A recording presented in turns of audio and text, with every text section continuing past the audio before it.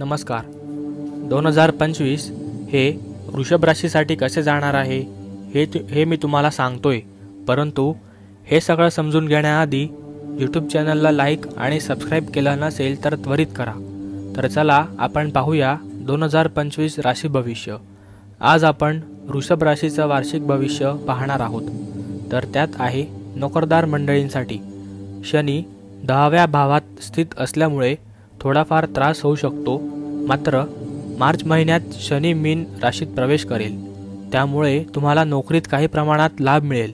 नवीन नोकरी करत असाल तर बढती किंवा कामात वाढ होण्याची शक्यता आहे. संपूर्ण घरामध्ये आनंदाचे वातावरण राहील. आर्थिक परिस्थिती. वृषभ राशीसाठी हे वर्ष आर्थिकदृष्ट्या चांगले जाणार आहे. गुरुकृपेने मे महिन्यापर्यंत तुमच्या मेहनतीनुसार तुम्हाला आर्थिक लाभ मिळतील. गुरु मिथुन राशीत प्रवेश करताच अचानक धनलाभ होण्याची शक्यता आहे. बुधाच्या स्थितीमुळे तुम्हाला आर्थिक बचतीची संधी मिळेल. याच महिन्यात long term investment, mutual funds यामध्ये गुंतवणूक करण्याची उत्तम काळ आहे. शैक्षणिक बाबतीत शनीबरोबर राहू, केतू आणि गुरुच्या स्थितीमुळे मे महिन्यापर्यंत गुरु उच्च भावात राहणार आहे. 5व्या भावातील दृष्टीमुळे शैक्षणिक क्षेत्रात मोठे फायदे होऊ शकतात. मेहनत जरी जास्त करावी लागत असली तरी यशाचा मार्ग मोकळा होईल. स्पर्धा परीक्षांमध्ये प्रयत्न करणाऱ्यांना मेहनत घेतली तर यश मिळण्याची दाट शक्यता आहे. सरकारी नोकरीसाठी प्रयत्न सुरू ठेवा. उपाय: रोज कपाळावर केशर किंवा अष्टगंध टिळा लावावा. गुरुवारचा उपवास करा, याचा तुम्हाला चांगला फायदा होईल. व्यापार आणि व्यवसाय. व्यापारी वर्गासाठी हे वर्ष खूप चांगले असणार आहे. अर्थात मेहनत आवश्यक असेल, कारण वृषभ रास मेहनतीची रास आहे. वर्षाच्या सुरुवातीला व्यवसायात थोडी मंदी जाणवेल, पण हळूहळू सुधारणा होईल आणि नफा वाढेल. गुरु, शनी, राहू आणि केतू यांच्या स्थितीमुळे अपेक्षित परिणाम मिळतील. वर्षाच्या मध्यावर तुम्हाला अधिक मेहनत करावी लागणार नाही आणि नफ्यात चांगली वाढ होईल. वैवाहिक आणि प्रेम जीवन. मे महिन्यापर्यंत केतू 5व्या भावात असल्यामुळे काही गैरसमज होऊ शकतात, परंतु मे महिन्याच्या शेवटी गुरु 5व्या भावात असल्याने गैरसमज दूर होतील आणि वैवाहिक जीवनात आनंद राहील. नवविवाहित जोडप्यांसाठी अपत्य प्राप्तीचे योग आहेत, तर अविवाहित व्यक्तींचे विवाह ठरण्याची शक्यता आहे. कौटुंबिक जीवन.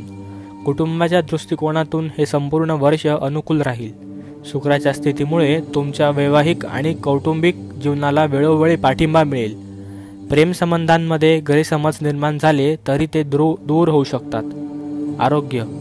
हृदयासंबंधीच्या तक्रारी वाढू शकतात, त्यामुळे कोलेस्ट्रॉल आणि ट्रायग्लिसराईडची तपासणी करा. पाठीच्या मणक्याचा त्रास जाणवू शकतो. मात्र मार्च नंतर आरोग्याशी संबंधित समस्या हळूहळू कमी होतील. ऑक्टोबर-नोव्हेंबर नंतर त्रास वाढण्याची शक्यता आहे.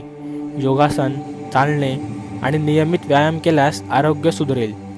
उपाय: शुक्रवारी देवी लक्ष्मीच्या मंदिरात जाऊन कमळाच्या फुलासह पिवळ्या वस्तू दान करा किंवा अर्पण करा. गुरुवार शुक्रवारी विष्णू सहस्त्रनाम किंवा लक्ष्मीनारायण मंत्र पठण करा. वाहन आणि गुंतवणूक. यावर्षी वाहन खरेदी करण्याचा उत्तम काळ आहे. नवीन व्यवसाय सुरू करायचा असेल किंवा पार्टनरशिप करायची असेल तर हे वर्ष अनुकूल ठरेल. जमीन, इमारत किंवा वाहन यामुळे गुंतवणूक करता येईल. शेअर बाजारातून नफा मिळवण्यासाठी अनुकूल काळ आहे, परंतु अतिशय सावध पावले टाकावे लागतील. सोन्या चांदीतील गुंतवणूक अधिक फायदेशीर ठरेल. विशेष सूचना: वृषभ राशीला 7.5 कधीच लागत नाही, त्यामुळे चिंता करण्याचे कारण नाही. मात्र मेहनतीच्या तुलनेत मिळणारं फळ कमी असल्यासारखं वाटू शकतं. न्यायालयीन प्रकरणांमध्ये थोडासा त्रास होऊ शकतो, त्यामुळे काळजी घ्या. सारांश: आर्थिकदृष्ट्या वर्षे चांगले जाईल. नोकरीमध्ये वाढ आणि संधी मिळतील.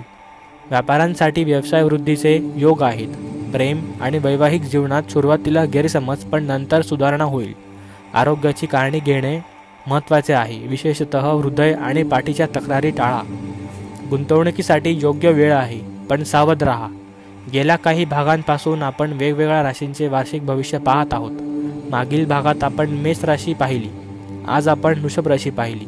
पुढच्या भागात आपण मिथुन राशी पाहणार आहोत. तुम्हाला हा कार्यक्रम आवडला असेल तर नक्की कमेंट करा. तोपर्यंत नमस्कार.